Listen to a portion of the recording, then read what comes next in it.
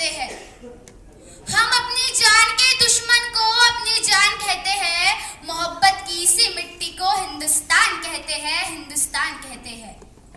जो दुनिया में सुनाई दे उसे कहते हैं खामोशी, जो आंखों में दिखाई दे उसे तूफान कहते हैं।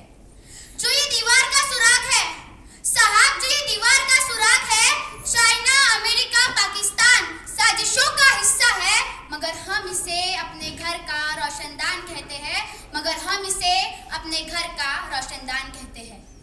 आजादी, आजादी का असली मतलब वही समझ सकता है जिसने कभी गुलामी की हो। आप सौभाग्यशाली है कि आपने स्वतंत्र भारत में जन्म लिया। यूं तो आजादी की लौ 1857 में चल चुकी थी, जो विशाल बनकर 1947 में हमारे भारत को आजाद कराई।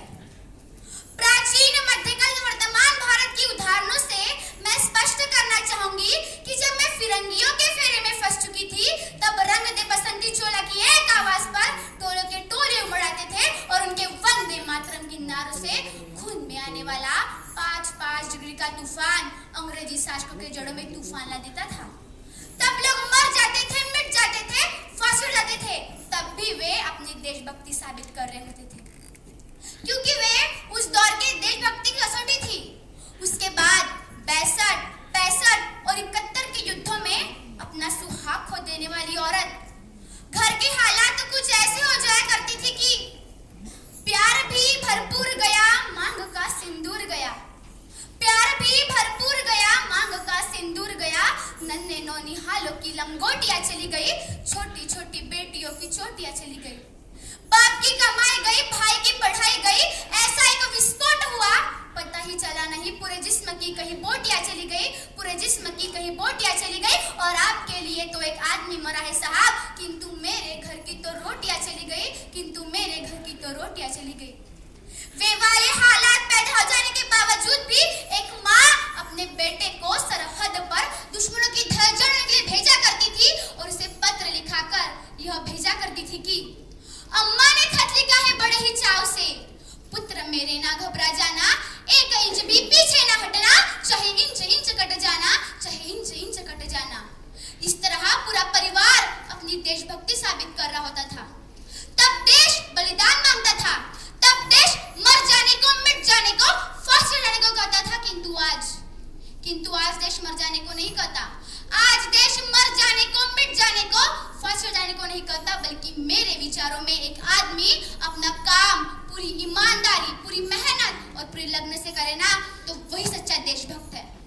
मैं नहीं मानती कि फेसबुक और व्हाट्सएप की डीपीओ को 3 रंग में रंगना ही देशभक्ति है। और आप कहेंगे कि साल में 2 बार हाथ में तिरंगा ले लेना देशभक्ति है, तो मैं पूछना चाहूंगी कि फुटपाथ पर रहने वाला वो बच्चा ट्रैफिक की छाव में नंगे पांव में तिरंगा बेच रहा होता है, तो क्या आप उसे उसकी देशभक्ति कहेंगे?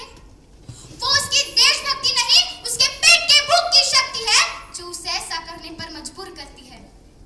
क्योंकि ना मस्जिद को जानते हैं, ना शिवालय को जानते हैं, ना मस्जिद को जानते हैं, ना शिवालय को जानते हैं। जो पेट के भूखे होते हैं ना, वो सिर्फ भोजन के एक निवालों को जानते हैं, वो सिर्फ भोजन के एक निवालों को जानते हैं। अपने देश, अपने समाज, अपने राष्ट्र के लिए समर्पण का भाव है ये आपकी देशभक्ति। और हर देशद्रोही के मन में आने वाला तूफान है आपकी सच्ची देशभक्ति। क्योंकि तू परिंदा है तो ये आसमां तेरा है, क्योंकि तू परिंदा है तो ये आसमां तेरा है, मगर तू दरिंदा है तो ये शमशान तेरा है। भाईचारे से रहना है तो रह जमीन पर, वरना वो कब्र भी तेरा, कब्रिस्तान भी तेरा है, वरना वो कब्र भी तेरा, कब्रिस्तान भी तेरा है। परंतु एक देशद्रोही से ज्यादा एक देशभक्ति तब बात होती है जब एक बेटा अपने बूढ़े माँ बाप को वृद्धाश्रम की चौखट पर छोड़ाता है। तब करा उठती है वो देशभक्ति जब आप लोग मुसीबत में फंसे लोगों की मदद करने से ज्यादा सेल्फी लेकर अपने लाइक्स बढ़ाने में लगे रहते हैं। आजकल की युवा पीढ़ी जिनके ऊपर जिम्मेदारी थी अपने देश, अपने समाज, अपने राष्ट्र की आशाओं को बांधे रखने की, वही युवा पीढ़ी 4x4 इंच की छोटी सी स्क्रीन पर अपने कोमल विकर्षण मात्र से अपनी भावनाओं की इमोजी भेज रहा होता है। और मैं बता दूं कि हमारा देश महिला सुरक्षा के मामले में 8वीं 4थे नंबर पर आता है। मैं ना किसी समाज की भारत माता हूँ जहाँ पत्थर की मूरत को लगते हैं 56 भोग और भूखे नंगे तड़पते सो जाते हैं लोग, और भूखे नंगे तड़पते सो जाते हैं लोग। मजदूर को मजदूर समझिए, मजबूर नहीं। गरीब को काम दीजिए, दान नहीं। और दान देने के इतने ही इच्छुक है तो जीते जी रक्तदान दीजिए।